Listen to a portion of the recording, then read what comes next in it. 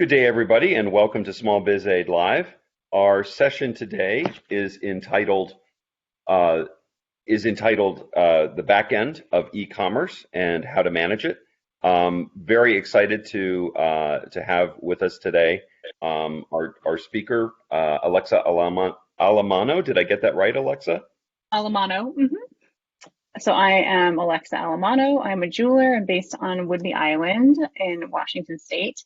And I have been selling online for about 13 years and sell my jewelry in my storefront, online through Etsy and my own branded website, and wholesale channels as well.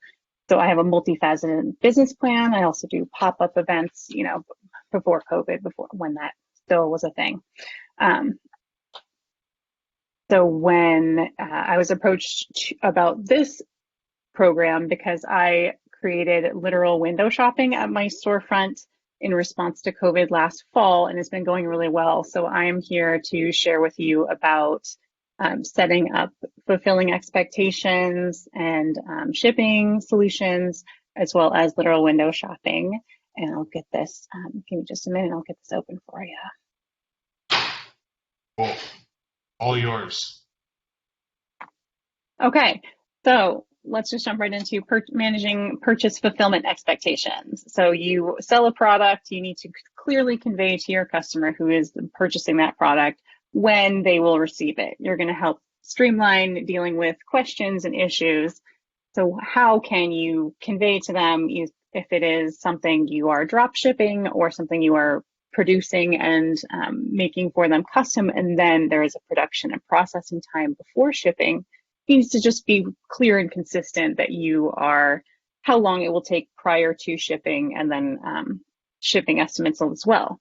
So conveying this information across your website in the description for the product listing, as well as touch points like the header announcement on your website, your FAQ page, your about page.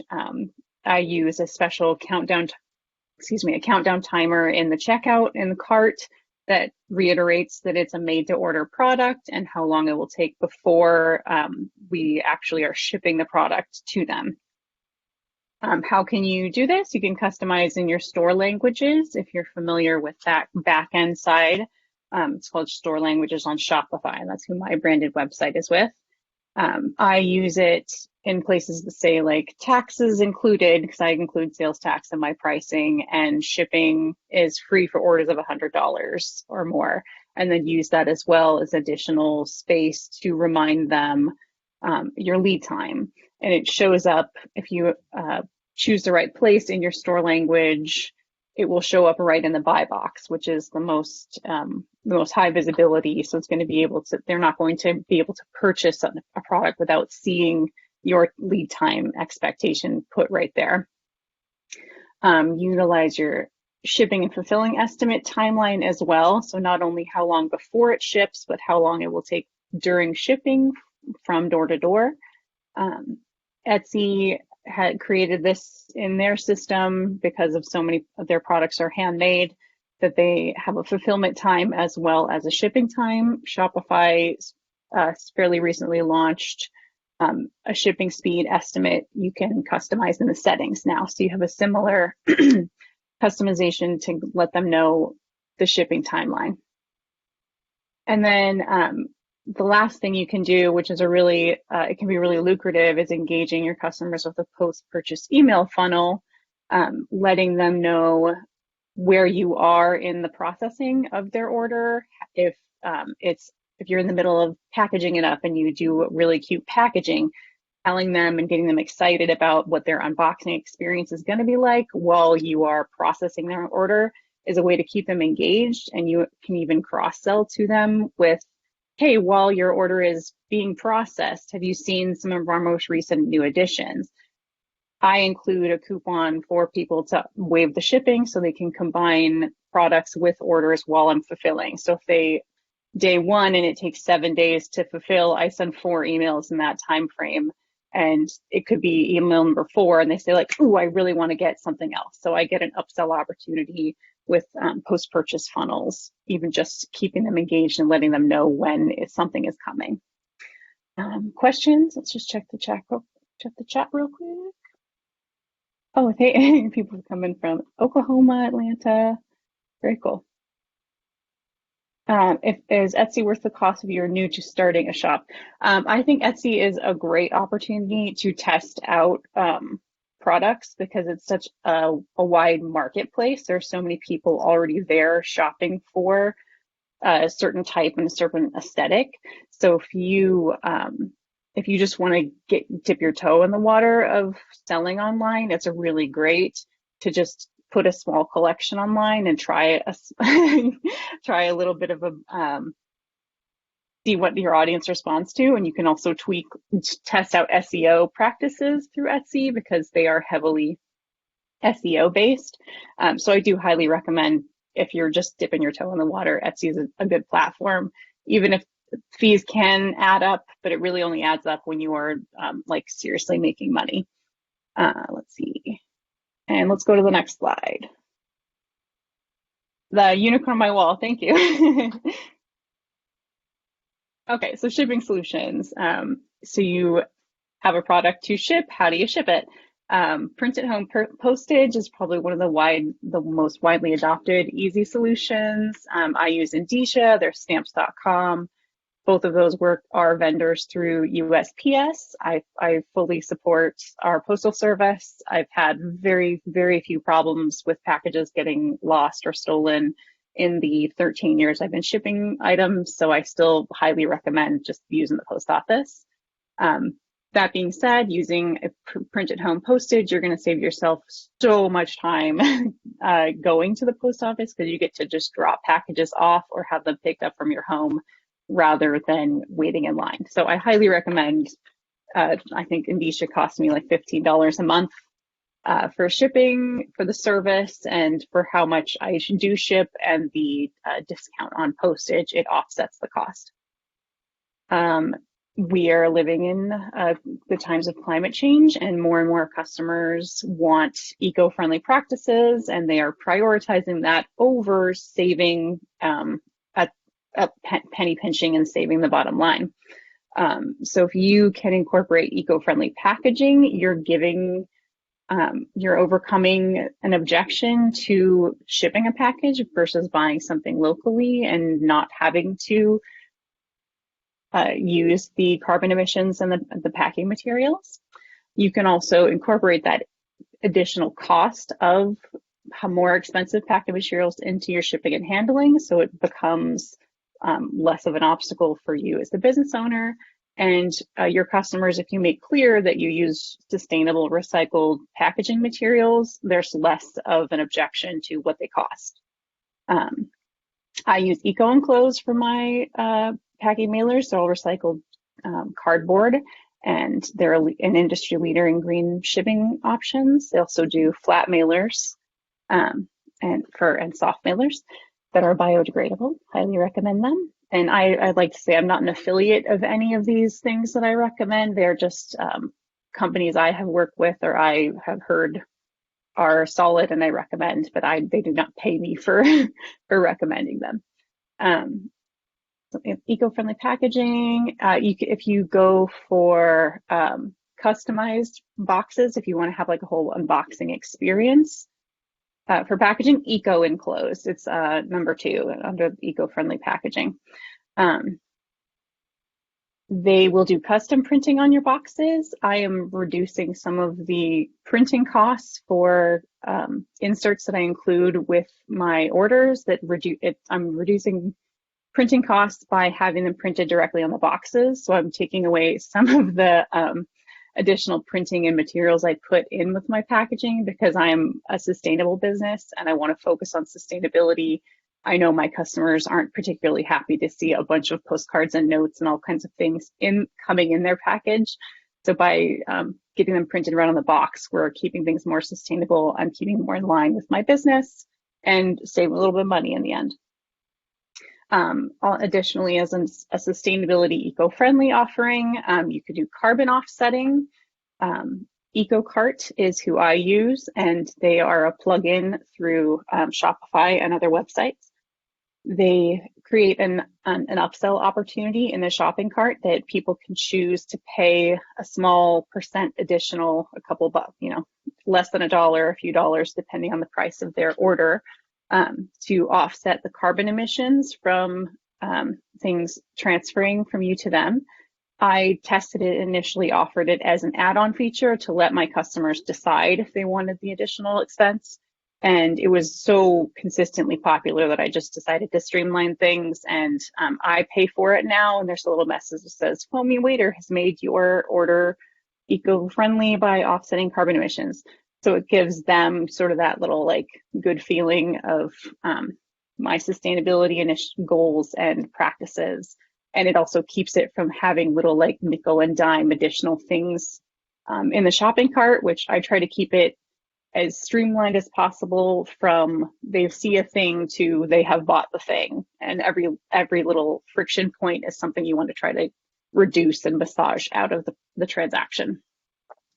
And then number 4 in here, buy online, pick up in store. If you haven't heard it, also called BOPIS, is incredibly popular. It's becoming the norm and expected to be offered by 95 to 99% of retailers.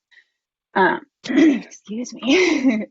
It really is a unique opportunity for us as independent retailers, because we give a more personalized experience, and people like being reminded that they are supporting their community and they're supporting their neighbors. So being able to purchase, the convenience of purchasing online and just running into the store and picking something up, suits so many people's lifestyles so great. And it also, the added bonus for us as retailers, getting someone in the store lends the opportunity for them to impulse buy again when they're picking up an order. It's happened countless times for me.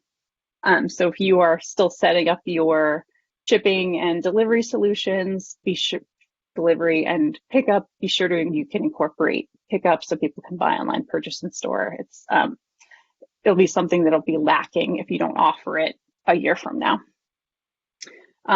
Questions at this Alexa, point? Yeah. I'll just jump in and share for the attendees and for you, Alexa, as well. Just an FYI that we'll be continuing to paste the links, the websites of the resources that Alexa references throughout the conversation. So if you want to direct yourself to the chat, we have links for you, which includes Alexa's business website as well. So thank you, Alexa. Great. Any questions about shipping solutions or those sustainability recommendations, postage? Do we go onward? Go next. All right, moving on to managing inventory across multiple platforms. So this is probably the area that I have like kind of the least authority to speak on, but I will share with you my experience and my solution. So omni-channel is kind of a new buzzword, but it means having one inventory you're drawing from that you are setting up to sell across multiple platforms.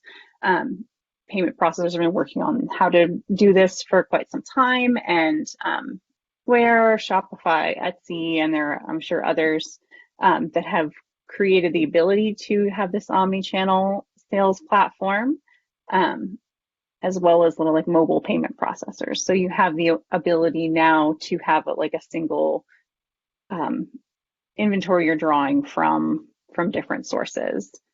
If you are already an established business and you're looking to get online now, and you currently have a warehouse and a storefront, you can treat those two locations as isolated inventories and fulfill your online orders exclusively out of one site, either the storefront or your warehouse. I'd recommend your warehouse for practical function.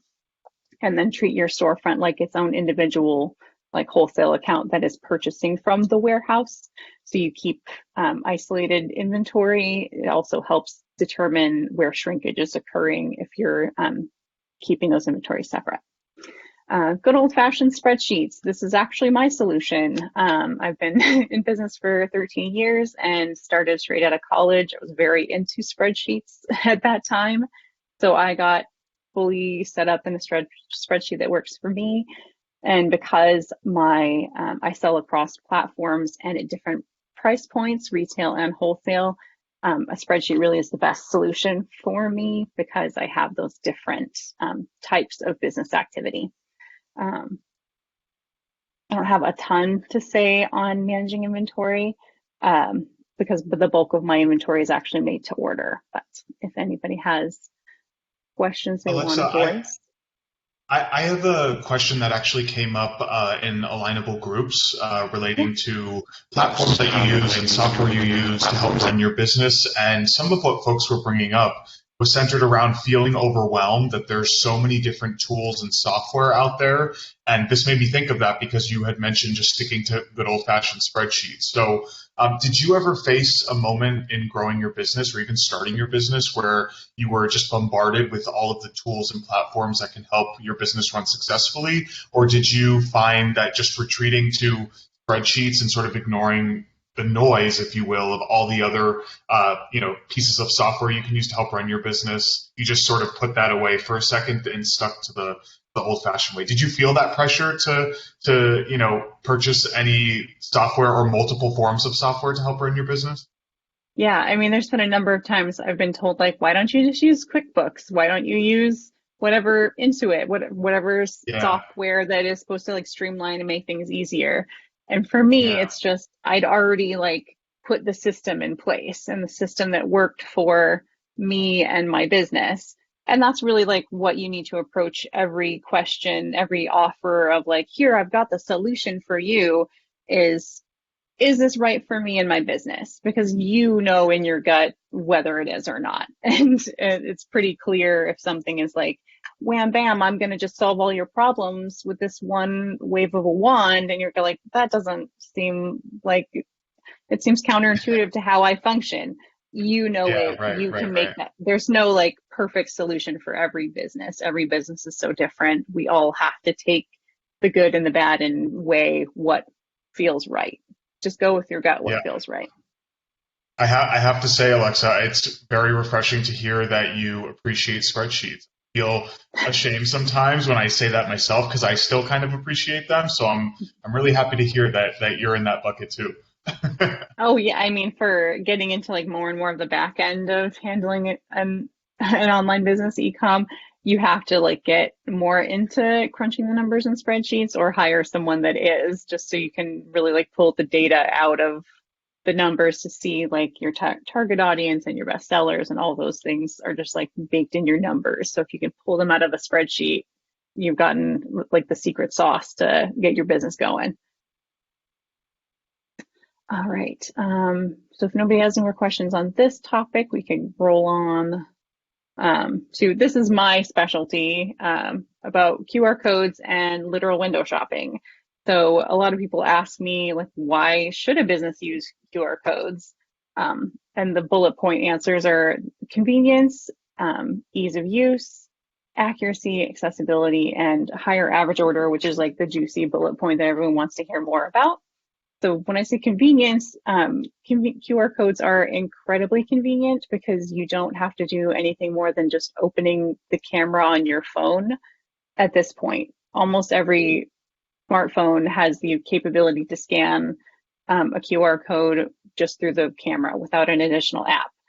So it's incredibly convenient that customers all have this ability just right in their pocket. And then it's not only easy for customers to use, it's easy for business owners to create QR codes. It's incredibly easy. It's just it's copying a URL into a QR code generator and then downloading the code. Like code sounds intimidating for the not tech savvy tech newbies, but it's a pixelated image that is effectively like a scannable URL. It's a picture of a URL instead of having your customer type something in. So that lends to accuracy. You don't have to try to tell a customer a URL that's like 50 characters long and expect them to be able to get it right and be able to get where they're going without being frustrated. So it's also accessible. They don't have to speak the same language to be able to scan a QR code or be able to read everything fluently. It's a way of communicating and getting your customers to the page they're looking for, to the product they're looking for, without having to have a conversation, without having to have them type anything. It's just lightning fast. And then the added bonus of higher average orders, I'm going to speak about on the next tile. There's a finding from the Harvard Business Review that was just like incredible information to Alexa, discover. did you want me to scroll Go to down? the next. So a little more about average order value and omni-channel selling. So if you have your inventory set up and the ability to cross-sell either through your storefront, your website, if you set it up on different social media channels, that's additional ways you're adding to your omni-sales channels. The Harvard Business Review found that omni-channel customers spend 4% more in store and 10% more online than single channel customers. So that means every additional channel your customers shop with you using, they spend more money because you've ingratiated them more and more into a relationship with you, and they trust you because they know they can reach you online, they can come to your store, they have all of these touch points with you. You've built that know, like, trust simply by being more available. So I took QR codes and created a system of them on my storefront windows with all of my products arranged. It's like a swanky vending machine is what it looks like, because we created wood shelving and little cubbies with particular little decorations and for each design, and then a code to be able to scan that exact product. So customers know that they're looking at an item, they can scan the code, they can get right to that exact piece. They don't have to go searching my website and digging around to find it.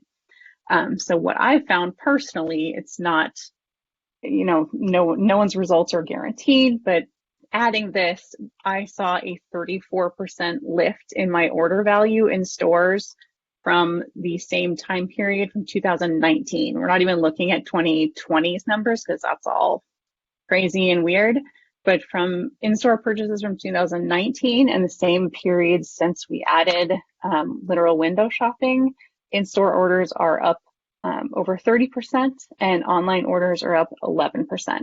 So it's consistently higher orders every time just by adding this new method.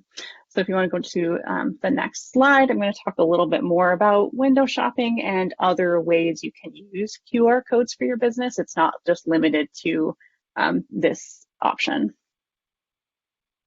Questions?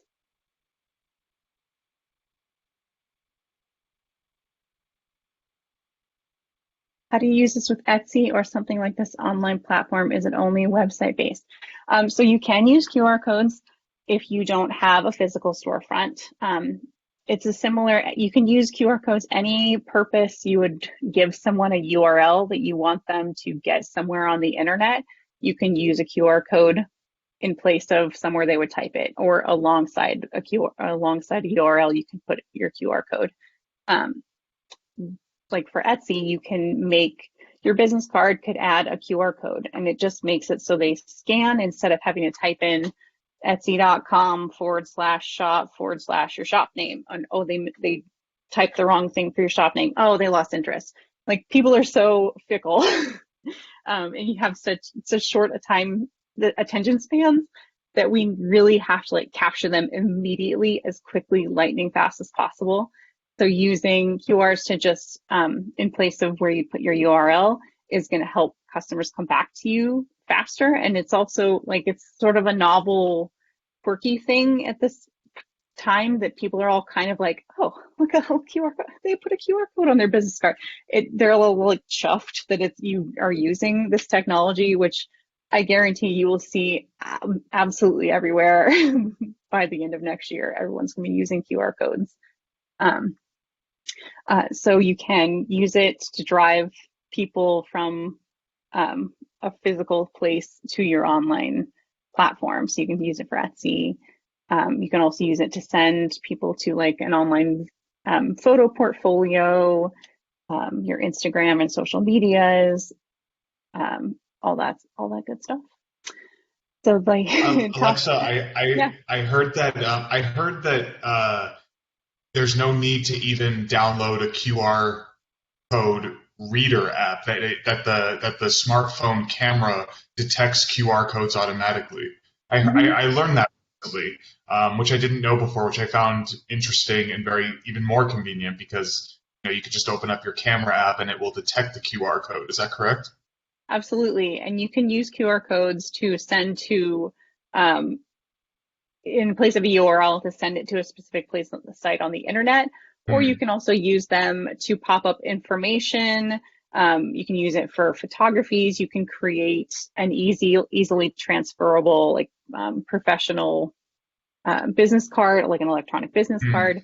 You can use it for a whole bunch of things beyond a URL. This is just how the application I've put for. Yeah.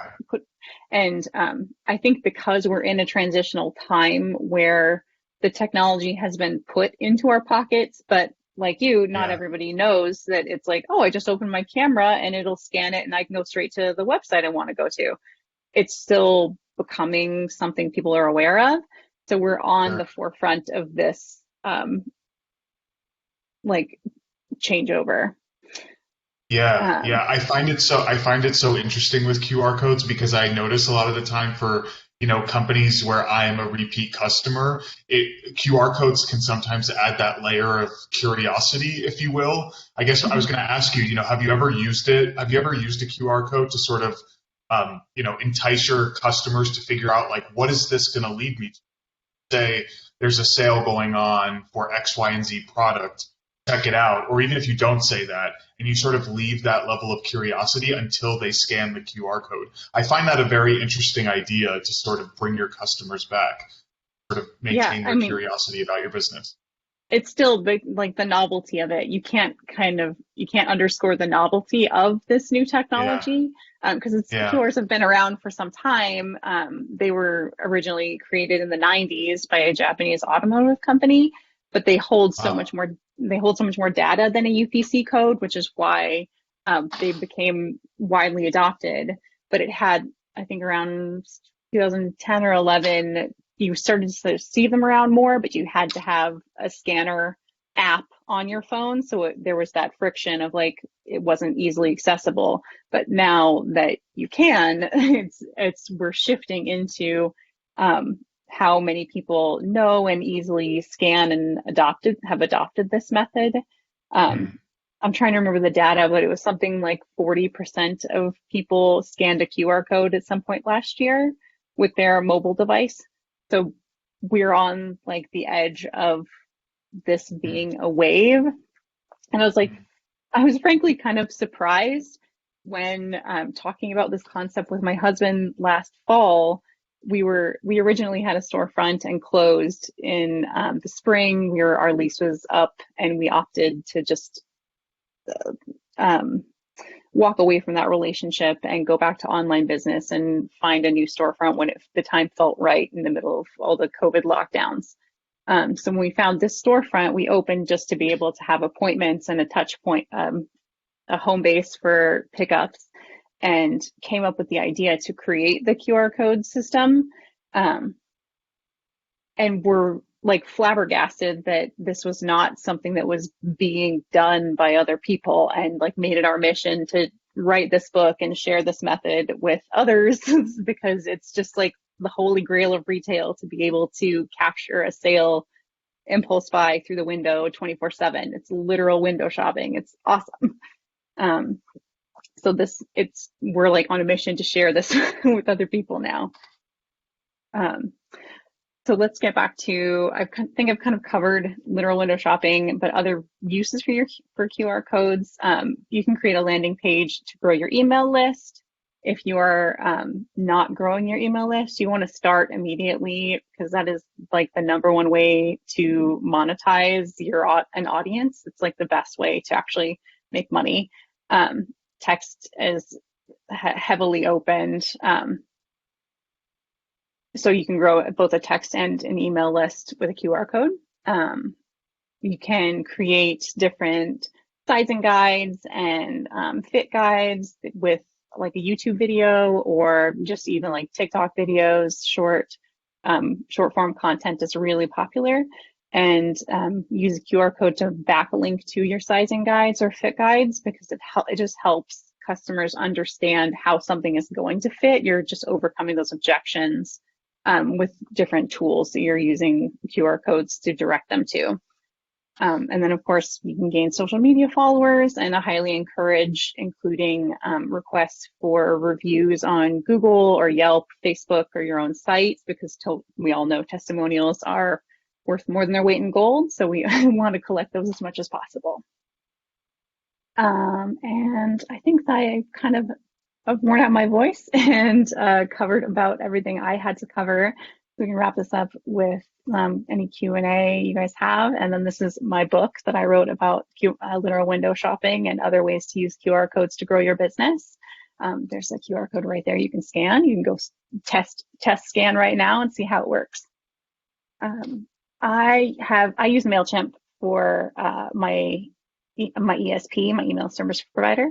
So I just have a landing page that I created through MailChimp, and the QR code leads to the landing page. Thank you. I'm glad you like it. Yeah, so people have done like stickers out of QR codes, putting on your business card. I just made like a repeat customer thank you coupon that I put in for customers that place a full price order. I give them a little like thank you, here's a discount off next time, and just swapped it out for a big QR code. Instead, there was like tiny text that's like, oh, I love you and you're so great. And it's like all they need is to know there's a discount and how to get there. So there's a big juicy QR code right there. I've also seen people make keychains and swag. Someone I saw on TikTok was like, go make yourself a keychain with your logo on one side and your QR code on the other. It's just like printing money. So I'm not the only person that's advocating for this. Like, get on the QR code train. Yeah, I've seen some folks really, be really smart with it, just like you're saying, Alexa. I put in the chat that people were making stickers out of their QR codes. Yeah. And in places where they were seated for long periods of time, where people would walk by, they would just stick their QR code on their laptop as it was opened. I feel like people are just they're genuinely curious as to what something would lead to. So, you're right. You're so right. Getting creative with that, showing that QR code is. I will also say, as you're wrapping up, Alexa, I will mention, to echo what's on your slide, if everyone would love to continue the conversation, or maybe you want to give Alexa a shout out post by tagging her in the Ask Small Business Owners Anything group that Dave has linked in the chat. That is on Alignable. Alexa and myself are on Alignable. You will see us there. And the Ask Small Business Owners group is really a place for you to do just that. Ask small business owners anything. If you have more questions about QR codes, if you want to follow Alexa on Alignable, you can really do that there. We want to make sure all of you here have that space to continue the conversation. So I did want to mention that. But Alexa, other thoughts that you would like to share? I hope all of you find a lot of success with this tool, and business has been so good for me with this. We opened our storefront last fall just to be able to do appointments, and we were only available by appointment and with Scan to Shop. And things have been so busy and it's been so well received that we're currently hiring and planning to reopen fully, but we'll continue to offer Scan to Shop because it's just a no-brainer. We're capturing sales all the time and growing our newsletters and our social medias, doing nothing just by putting a little code out there and the call to action of like, scan, join our list. I highly recommend you incorporate this. And even if it's just a QR code on your business card, you'll get more people. Anywhere you put it, you're going to get more traction.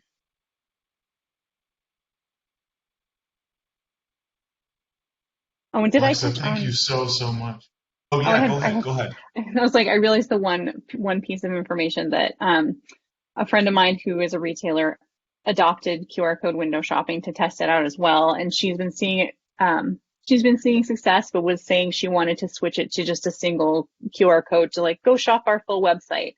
And the main like desirable point about this option is you are getting people directly to an exact product. You're not sending them to your homepage and then telling them to search for whatever. You're expecting them to know, like, oh, those earrings are called the Moondrop earrings. Why would they know that? Why would they want to type it in when they can just get straight to the product page? So I recommend using it to get to an exact product, or something that's been really successful for me with QR codes is making a landing page for a micro collection. So if I make a style that's like earrings, a necklace, a bracelet, an anklet, the whole thing, those listings are gathered together on one small collection page. So it's effectively buy these together, but I'm not offering them a discount. I'm merely merchandising these things for them to buy a set as one. So when I've done small collections like that, I've seen the most cross-selling in orders that have come through Scan to Shop from micro collections. So I recommend either merchandising a QR code to a specific product or to a collection of up to 5 to 10 products, so they can find it in that really small space, because you're at least getting them to the honed down collection to identify exactly what they want, or tell them this is exactly what they want. So those are my like insider tips. Well, thank you everyone for attending this session of Small Biz Aid Live. Thank you, Alexa, and thank you, Jacob. To continue the conversation, please join the Alignable Small Business Group at the link I just provided in chat. Recordings of this session, and as in all sessions, will be available within 48 hours, and links to each of the recorded sessions will be provided on our event page within the agenda session description. Thank you again, and have a great day, everyone.